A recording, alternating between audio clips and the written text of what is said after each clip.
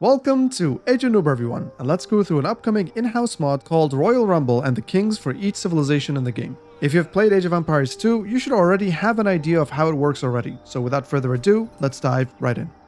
Before we begin, keep in mind that all of what you see is from the March public preview, and anyone who purchased the game on Steam can opt in. That said, I will be working on a standalone video regarding mods tomorrow, but for now, know that you can download the Royal Rumble mod through the mods page as it's an official in-house mod. Once you've done that, you'll be able to change the game mode from standard to Royal Rumble. In Age of Empires 2, we've always had a game mode called Regicide, in which every player began with a king, extra villagers, and a castle to begin the game. Hence, the build orders and strategies differed in Regicide compared to standard games in Age of Empires 2. In Age of Empires 4, Royal Rumble seems to be nothing different but an added king at the start of the game. This means that everything you know about the standard game applies identically, but instead of the typical landmark, sacred site, or wonder victory, you'll have to kill the enemy king or kings to win the game. There's nothing much else to it, as it's a pretty straightforward and a fun game mode. That said, one other way this mode differs between Age of Empires 2 and 4 is the king himself. In Age of Empires 2, kings were ridiculously fast and could outrun almost all units in the game. He was quite squishy at 75 HP and no armor, so once caught, killing the king is very easy.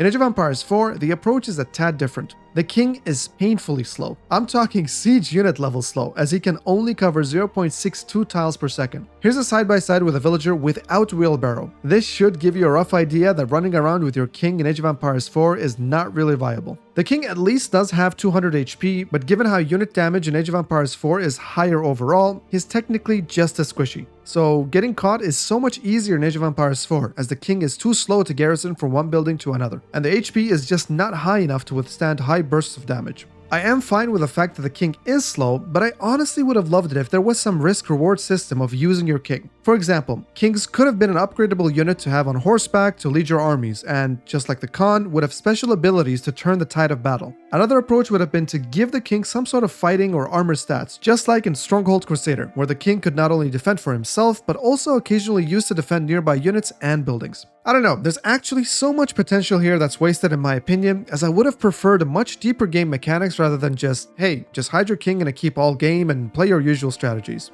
And finally, there are only 3 king models in the game right now instead of 1 per civilization, though I suspect this is simply due to using placeholders for the public preview. The 3 in-game models that are available are as follows. The Rus have a very badass looking czar with a mask and all. The English king is rocking the same mustache that literally every other male unit is in Age of Empires 4 for some reason, and the Abbasid or the Delhi Sultan looks like the only leader with a weapon, although none of them can attack. I do suspect that there will be a king model for each of the 8 civilizations by the time it launches, so we'll explore them when they're fully out. Maybe the developers will end up adding abilities to the kings sometime in the future.